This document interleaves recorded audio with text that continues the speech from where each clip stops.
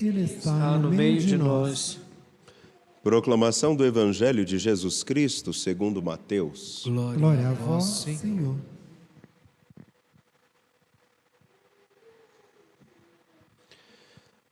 Naquele tempo disse Jesus aos seus discípulos: Vós sois o sal da terra.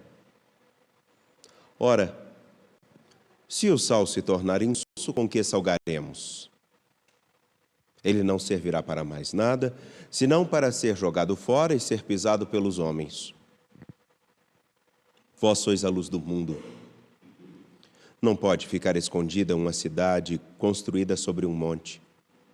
Ninguém acende uma lâmpada e a coloca debaixo de uma vasilha, mas sim num candeeiro, onde ela brilha para todos os que estão em casa.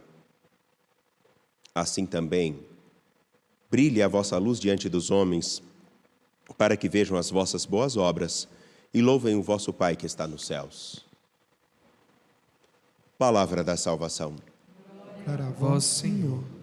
Por favor, podem se sentar, vocês que aqui estão no Santuário Basílica, vocês que nos acompanham pela TV Horizonte, pela Rádio América e também pelo nosso canal no YouTube Mãe Piedade. Se você nos acompanha pelo YouTube Mãe Piedade, dá o seu like que faz toda a diferença, ou mesmo pelo Instagram. Tem um coraçãozinho aí no lado que você pressiona, também nos ajuda bastante. Encontramos-nos nesta terça-feira da 10ª semana e fazemos a memória de Antônio de Pádua.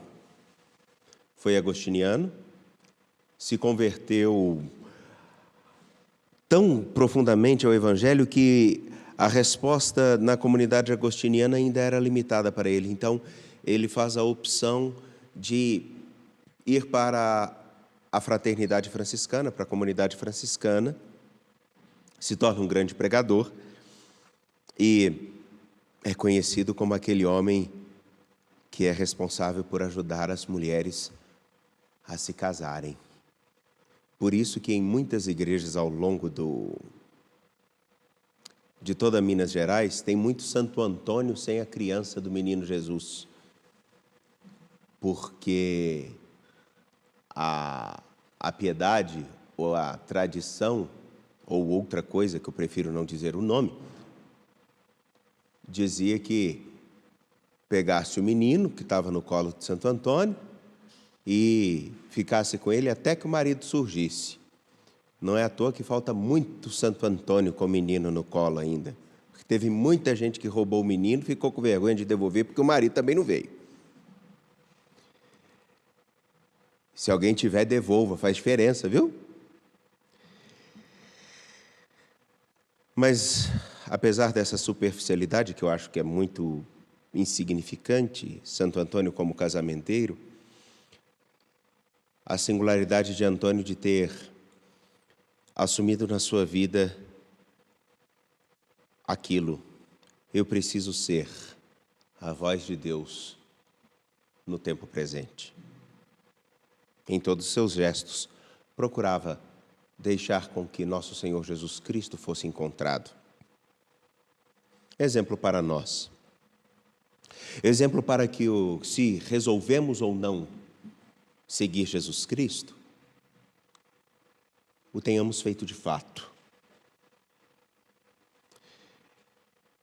Nesse domingo, quando tinha à minha frente, no banquete da Eucaristia, o trecho de Oséias, que nós refletimos como primeira leitura, e esse foi um tema importante que busquei trazer na reflexão daquele domingo. Eu não vou falar somente dele. Eu lembro que eu disse, a expressão que Oséias usa, o vosso amor, Jacó, o vosso amor, Judá, é como a nuvem de uma manhã ou como o orvalho. A nuvem, logo pela manhã, por mais espessa que seja, no primeiro tempo do calor ela desaparece. E o orvalho, nos primeiros minutos do dia, quando a luz começa a chegar ao solo, a luz do sol, além de sumir, queima, estraga. E aquilo que diz Oséias é muito sério. O amor de vocês, povo de Israel, não é um amor realmente voltado para mim. É o amor de uma mulher ou de um homem, que agora nós podemos ter a oportunidade de contextualizar, que tem a esposa ou o esposo, mas tem muitos outros para lhe satisfazer. É por isso que Oséias vai fazer a imagem do povo de Deus como um povo adúltero. Porque ainda que oficialmente tenha o Senhor no nome ou no papel, na prática tinha muitos outros deuses. Por isso a imagem de uma mulher, ou trazendo para o tempo presente, de um homem adúltero. Antônio soube quem deveria ser o seu Senhor e qual era a sua consolação. Por isso é firme e fiel. Hoje, como disse, não iria ficar na liturgia de domingo, escutamos a segunda carta de São Paulo aos Coríntios. Alguns indícios de que essa seria a terceira, mas não vem ao caso. Ele vai dizer, e não é à toa que ele diz isso: eu vos asseguro pela fidelidade de Deus. O ensinamento que vos transmitimos não é sim e não, pois o Filho de Deus, Jesus Cristo, que nós, a saber, eu, Paulo, Silvano e Timóteo, pregamos entre vós, nunca foi sim e não, mas somente sim. Parece estranho esse trecho, mas Paulo está olhando para a comunidade de Corinto e olhando para uma comunidade que tem muito sim e não. Em que em alguns momentos diz sim ao Senhor, em alguns momentos diz não. E ele inclusive usa essa mesma imagem porque eles começam a questionar Paulo. Ele disse que viria e não veio. É um mentiroso. Paulo é um homem de duas palavras. É por isso que ele está dizendo: eu nunca ensinei a vocês o sim e o não. Eu ensinei aquilo que Jesus Cristo disse. Foi somente sim. Sim para a salvação, sim para a nossa vida, sim para o nosso caminho. Ele nos deu o sim definitivo, que é de Deus querer estar conosco. E somos chamados a dar um sim a Ele, ou um não. Se o nosso sim for de verdade, louvado seja Deus. Se o nosso não for de verdade, louvado seja Deus. Pelo menos teremos a coerência de não ficar entre aqueles que servem a todos, agradam a todos e não são comprometidos com nada, nem com ninguém. Essa é a seriedade do que nós começamos a ver na segunda carta aos Coríntios. Porque Paulo, inclusive, vai dizer quais são os compromissos de vocês realmente com nosso Senhor Jesus Cristo e com todos aqueles que vivem da mesma graça que vocês receberam. Para alguns, sim, para algumas coisas, sim, para outras, não. E não é bem o tempo presente? Sim a Deus em algumas coisas, não a Ele naquelas que me agradam muito, mesmo que sejam erradas. Caríssimos, permitam-me, eu fiz a ligação exatamente com a primeira leitura de domingo, porque a liturgia não é algo que está desconectado. O que nós celebramos e o que nós rezamos não é algo que vem simplesmente para afagar o nosso coração, como é próprio do tempo presente, onde nós pensamos, Deus tem que me consolar.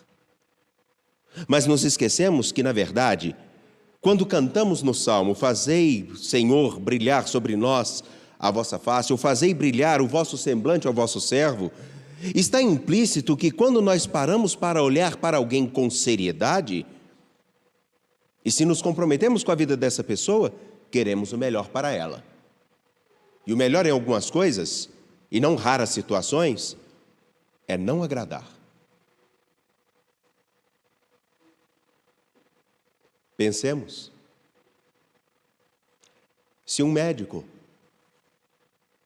ao descobrir que um homem tem um problema sério no joelho, reclama de suas dores e fala, não, vai passar. E não diz com seriedade, se você não mudar os seus hábitos, se você não perder o seu peso, se você não fizer tal cirurgia, você vai sofrer ainda mais com as suas dores. A responsabilidade para com o bem do outro não é agradá-lo, é fazer o que é necessário. Daí então, no tempo presente, onde essa máxima, precisamos agradar aos outros, nos esquivamos do compromisso com o bem e somos capazes de tomar a postura de sim e de não. No tempo presente, para agradar a alguns, podemos inclusive subverter o Evangelho, deixar de sermos aquilo que, no Evangelho de Mateus, capítulo 5, lido ontem, e que pude acompanhar a reflexão de Padre Samuel Fidelis, continua nas páginas de hoje. Vós sois o sal da terra, vós sois a luz do mundo. Bem-aventurados sois vós, se realmente assumirem seguir o itinerário que vos apresento. Bem-aventurados serão, se mesmo diante das dificuldades, assumirem aquilo que significa dizer, eu creio em ti.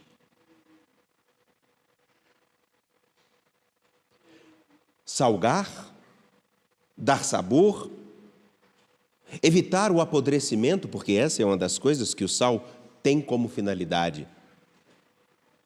O sal, ao ser colocado na carne, ele evita que a carne seja perdida.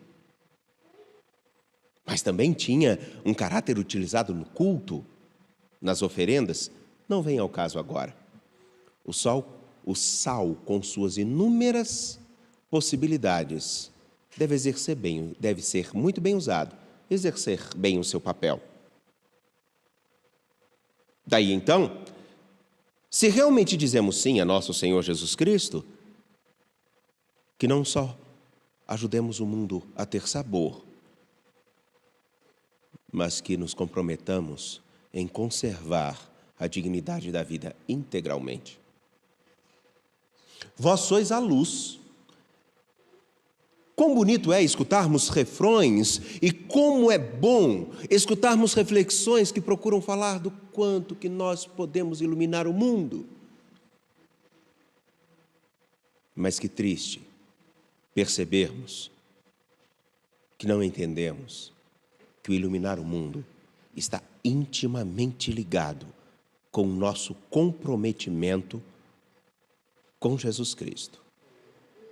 Porque eu lhes digo, e sem nenhum medo de, inclusive, as pessoas, após fazerem alguns comentários, não adianta tentarmos fazer o Evangelho ajustar a nós mesmos para agradar a alguns, porque isso não faz bem. A receita não está dando certo. Prova disso? Não foram 1 ou 2 vezes em que eu escutei: eu só enfio a faca ou dou o tiro, quem mata é Deus.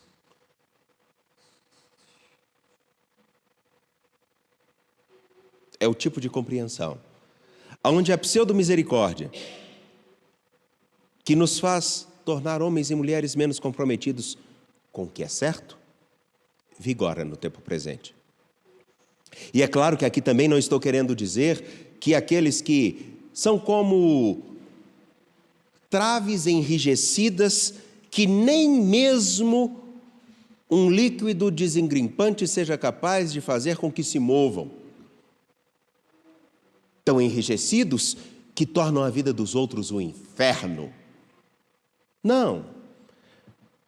Isso não ilumina, mas escurece, tira o ânimo, o vigor e a vida.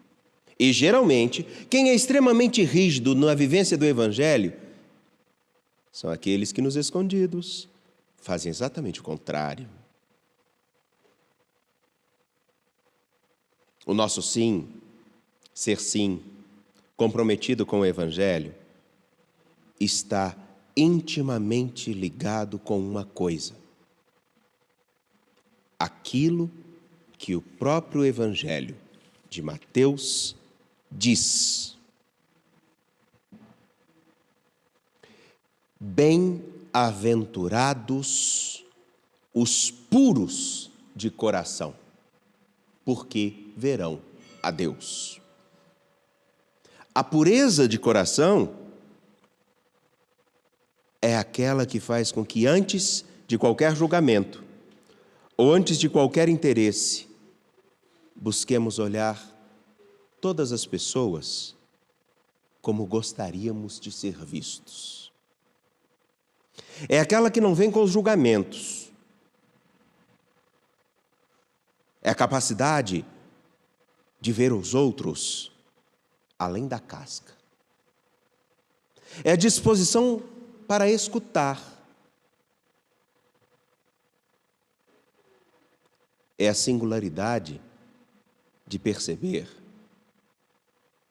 que antes de qualquer coisa tem alguém que também quer uma resposta para continuar a viver cada dia. Nesse encontro, nós vemos Deus. Porque no encontro de dois olhares sedentos, na disponibilidade da comunhão, e aqui, aquilo que todos nós buscamos, um olhar sem o julgamento, na capacidade de simplesmente termos um sim imperativo todos os dias nas nossas escolhas. Um sim tão simples, mas tão exigente. Senhor, como eu quero ser visto, me ajude a ver aos outros. Corinto não tinha isso. Corinto tinha a disputa, Corinto tinha a discórdia, Corinto tinha a ganância, Corinto tinha a prepotência, Corinto tinha a vaidade. E por isso se afastavam daquele que diziam buscar. Aquele que nos deu um sim. Viva. Quero viver, Senhor. Viva. Mas viva hoje como se fosse a última oportunidade. Isso ilumina. Então, no tempo presente, quantas vezes realmente temos dito sim a nosso Senhor nas coisas mais simples? A partir de uma pergunta: se Ele estivesse aqui no meu lugar, o que Ele faria?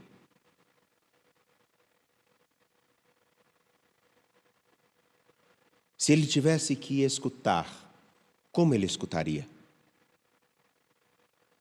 Se Ele tivesse que estender a mão, estenderia? Se Ele tivesse que se calar, calaria?